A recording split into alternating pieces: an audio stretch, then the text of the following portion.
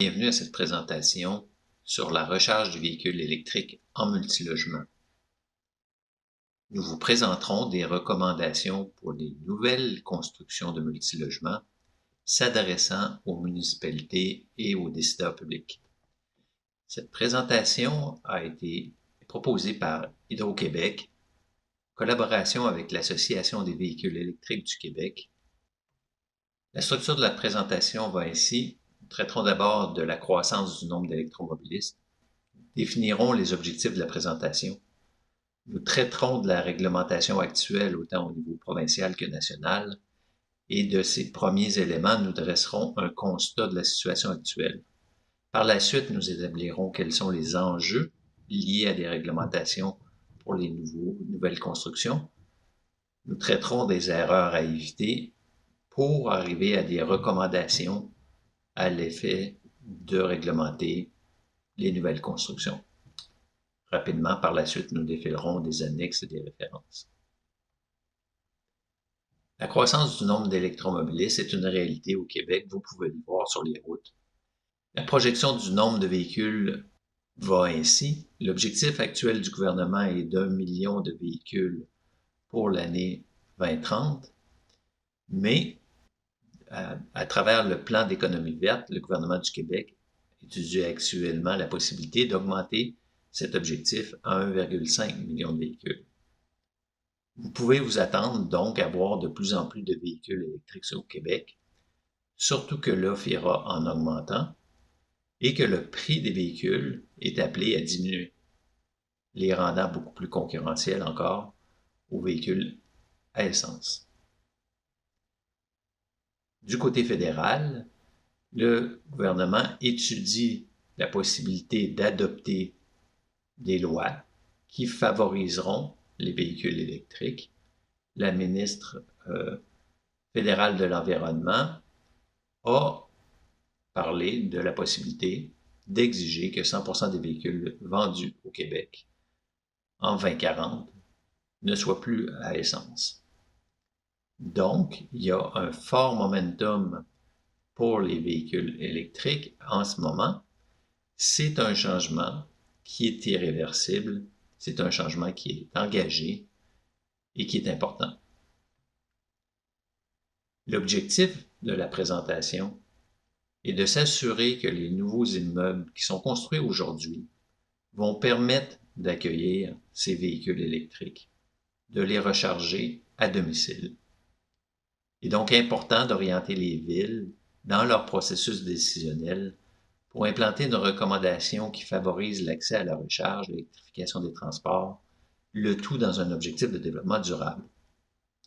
L'importance de cette présentation est d'orienter les villes et d'avoir une réglementation uniforme autant que possible à l'échelle de la province. Qu'en est-il de la réglementation actuelle au niveau provincial? Il n'y a aucune réglementation provinciale actuellement pour les nouveaux immeubles d'habitation qui demandent une infrastructure pour la recharge de véhicules électriques. Il y a, dans le Code de construction du Québec, chapitre 5, électricité, des exigences d'installer une infrastructure minimale de recharge seulement pour les habitations unifamiliales ou de 4 logements et moins. Donc, les immeubles d'habitation de 5 logements et plus ne sont pas assujettis à cette réglementation et la Régie du bâtiment a clairement signifié qu'elle n'avait pas l'intention de faire des modifications au code dans les prochaines années. Il faut savoir que le Québec est la seule province qui a modifié le code de construction pour obliger une infrastructure de recharge. Et partout ailleurs, comme nous le verrons, c'est plutôt au niveau municipal que les règlements sont adoptés. En effet, les municipalités ont le pouvoir d'adopter un règlement de zonage ou de construction afin de permettre la recharge ou d'obliger la recharge, l'infrastructure de recharge dans les nouveaux immeubles. D'ailleurs, Laval et Val-d'Or au Québec ont été les premières villes à adopter un tel règlement en novembre 2019. À l'échelle nationale, la Colombie-Britannique se démarque clairement comme étant à l'avant-garde par rapport à l'adoption des véhicules électriques. Plusieurs municipalités ont adopté des règlements visant les nouvelles constructions. Par exemple, la ville de Vancouver-Nord a demandé que 20% des espaces de stationnement soient alimentés par un circuit de dérivation 40 ampères 240 volts, mais que la capacité de l'entrée électrique puisse accommoder 100% des espaces de stationnement, donc 100% des espaces de stationnement qui seraient munis de la même capacité, 40 ampères 240 volts. Les villes de Richmond et Vancouver, quant à elles, ont adopté des règlements qui demandent que tous les espaces de stationnement résidentiels, à l'exception des espaces pour visiteurs, soient dotés d'une prise sous tension pour une recharge de niveau 2, et nous préciserons ce qu'une recharge de niveau 2 signifie. Mais donc, eux exigent une infrastructure complète. Il ne reste qu'à brancher le chargeur. Quel est le constat qui se dégage de ces premiers points? Nous avons montré que la croissance des véhicules électriques est un phénomène irréversible, bien engagé et qui aidera au développement durable. La possibilité de recharger à domicile pour un électromobiliste est très importante. Elle deviendra un critère d'achat dans les années à venir pour le logement que l'électromobiliste voudra acheter.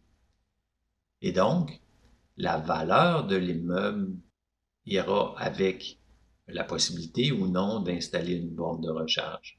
Si l'immeuble doit être modifié et qu'il y ait des coûts importants, ça découragera l'électromobiliste et donc ça pourrait affecter la valeur des logements.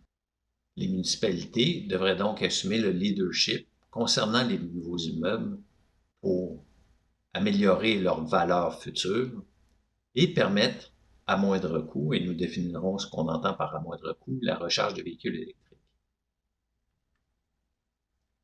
Les enjeux. Les enjeux que nous allons présenter sont les besoins de recharge des électromobilistes, la gestion de la puissance, les coûts, la complexité du rétrofit et les différents types d'installations électriques. Les besoins de recharge. Pour recharger, la recharge principale se fait à domicile. Elle répond à plus de 80% des besoins des électromobilistes. Une borne, qui est appelée de niveau 2, comme cité précédemment, consomme 30 ampères à la tension 240 volts, soit 7,2 kW. C'est ce qui est demandé par la plupart des électromobilistes et qui est suffisant pour la recharge quotidienne de véhicules électriques, même les plus puissants. Et ça se fait à domicile. La recharge sur rue se fait avec le même type de borne niveau 2, mais elle n'est intéressante que pour les logements stationnement. Sans stationnement, elle n'a pas la facilité du logement à domicile et surtout, elle n'a pas les mêmes coûts. Car en effet, les coûts sont beaucoup plus bas pour la recharge à domicile, à la maison, comme le montre le tableau que vous voyez tiré d'un fascicule de roulé électrique. À la maison, les coûts sont substantiellement plus bas que les bornes du domaine public. Et donc, l'électromobiliste a tout avantage à recharger à la maison et c'est souhaitable également pour le domaine public puisque les bornes sur rue sont beaucoup plus coûteuses à installer. La gestion de la puissance. Considérant que 80% de la recharge se fait à domicile et que la recharge peut durer plusieurs heures, principalement selon la distance parcourue, ce n'est pas parce qu'on a un véhicule avec une plus grosse batterie qu'on va forcément consommer plus d'électricité. Ça dépend principalement de la distance parcourue, un peu également du type de véhicule. Considérant donc que 80% de la recharge se fait à domicile, considérant que le code de construction a tous les éléments qui sont requis pour l'installation des bornes de recharge, il faut comprendre qu'il n'est pas souhaitable économiquement d'installer une infrastructure électrique qui permette de recharger tous les véhicules au même moment. Les coûts engendrés seraient excessifs. Typiquement, dans des grands immeubles à logement, Un logement va être prévu pour consommer environ 8-9 kW, alors qu'une borne de recharge de 7,2 kW viendrait doubler la consommation d'électricité, ce qui aurait pour effet de doubler toute la dimension de l'infrastructure d'alimentation et que les coûts seraient excessifs. Donc, il faut gérer la puissance. On peut la partager et il y a plusieurs solutions commerciales qui sont disponibles actuellement et c'est un marché qui est en développement, soit pour partager les équipements, la charge avec les équipements du logement, ou soit pour partager entre les bornes de recharge elles-mêmes. Donc, il y a plusieurs solutions techniques qui sont possibles pour diminuer les coûts afin que l'alimentation électrique reste de taille raisonnable et accommode la recharge des véhicules, de plusieurs véhicules simultanément. Toujours au niveau des enjeux, les coûts maintenant. Donc, on soulève fréquemment la question des coûts au moment de l'adoption de règlement pour savoir qu'est-ce que ça implique. On parle ici des coûts de l'installation de l'infrastructure élémentaire, une recharge de niveau 2 40 ampères, pour le type d'installation prête à alimenter. Donc, il n'y a pas le filage et il n'y a pas la borne. Donc, vous avez à gauche les coûts pour le logement individuel, pour des logements individuels allant jusqu'à 4 logements, et à droite, les immeubles d'habitation. Donc, au niveau des logements individuels, on dit pendant la construction, c'est quelques centaines de dollars, entre 60 et 350 dollars, une fraction des coûts de construction globaux. Et par contre, si c'est fait après l'installation, donc en mode rétrofit, mais là, la facture peut grimper très rapidement, peut aller pratiquement jusqu'à 10 fois, même dans par exemple, un 4 logements, puisque des fois, la borne de recharge va se trouver, le stationnement va se trouver loin du logement. Remarquez que c'est déjà prévu au niveau du Code de construction du Québec pour les unifamiliales, pour le logement individuel. Ces coûts-là ont déjà été absorbés par l'industrie. Maintenant, au niveau des immeubles d'habitation, donc on a des coûts au moment de l'installation, de la construction, qui vont de 200 à 1150 dollars. Donc, de manière générale, la figure qu'on entend le plus fréquemment de la part des entrepreneurs qui le font, c'est autour de 1000 dollars. Et par contre, en rétrofit, ben là, les coûts peuvent exploser encore davantage, jusqu'à 15-16 000 dollars, puisque là, les coûts peuvent comprendre du perçage de béton, des modifications à l'infrastructure électrique existante. Donc, c'est beaucoup plus complexe et les coûts sont beaucoup plus élevés.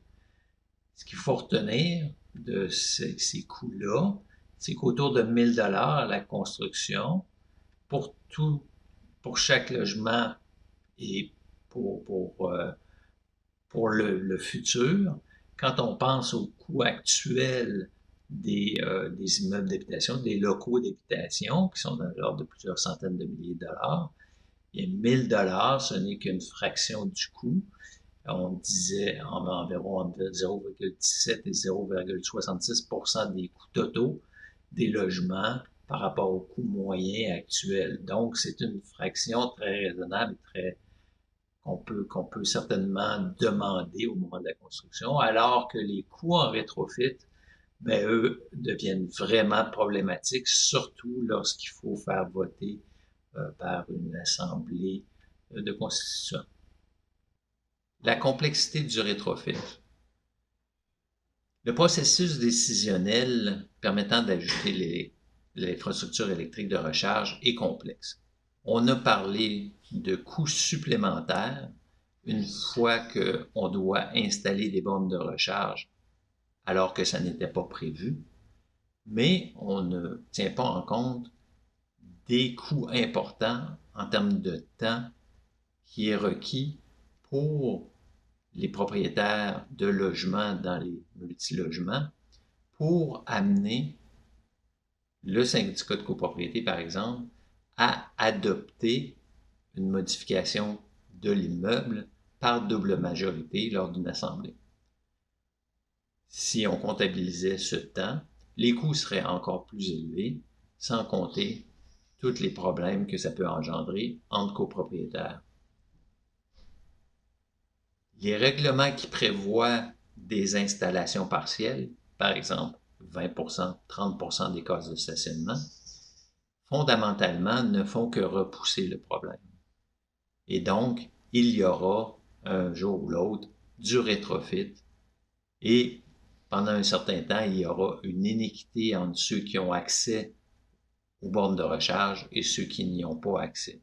Donc, les installations partielles ne règlent pas le problème. Le pire problème étant, si à un moment donné, la capacité électrique de l'alimentation est dépassée, les coûts engendrés seront très importants. Donc, le rétrofit n'est réellement pas souhaitable. Les coûts à la construction étant très raisonnables, il est préférable d'y aller de manière globale, dès le départ, à la construction. Quand on parle d'installation électrique, on peut envisager 3 scénarios. Le prêt à alimenter, le prêt à raccorder et le prêt à recharger. Le prêt à recharger est la solution complète, incluant la borne de recharge. Mais la borne de recharge elle-même n'est pas nécessaire au moment de la construction. En effet, l'électromobiliste pourra choisir au moment de l'adoption de son véhicule électrique quel type de borne il préfère et donc on peut très bien, sans aucun problème, repousser ce coût au moment de l'adoption du véhicule électrique et aller soit vers une solution de prêt à raccorder où est-ce qu'on installe, où est-ce qu'on dimensionne la source d'alimentation adéquatement, on installe la tuyauterie, le câblage et le connecteur de sortie. Ou encore, on peut aller avec une solution prête à alimenter, avec la bonne source d'alimentation et la tuyauterie, minimisant ainsi les coûts futurs de modification de l'immeuble, ne reste qu'à passer le câblage et la boîte et à installer la borne dans le futur, choses qui se font facilement et des coûts qui sont raisonnables pour le propriétaire au moment de l'installation. D'ailleurs, c'est ce qui est déjà prévu au code de construction pour les 4 logements et moins. Donc, prêt à alimenter est la solution à moindre coût au moment de la construction. Erreur à éviter. Adopter un règlement qui ne s'applique pas à la totalité de l'immeuble. Nous l'avons vu, un ratio partiel des stationnements ne fait que reporter les coûts qui, au final, seront toujours plus élevés, en plus de complexifier le projet pour le syndicat, sans compter les problèmes entre copropriétaires et les inégalités au sein d'un même immeuble. Autre erreur à éviter, exiger l'installation des bornes dès la construction.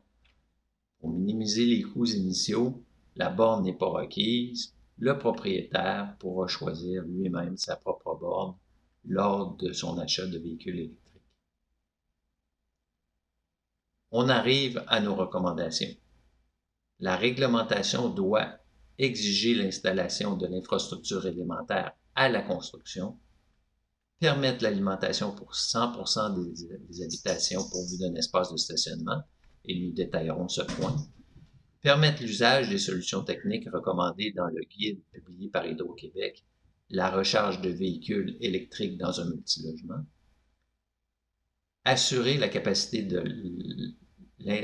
la source d'alimentation et un circuit de dérivation dédié continu du panneau électrique au stationnement du futur véhicule électrique.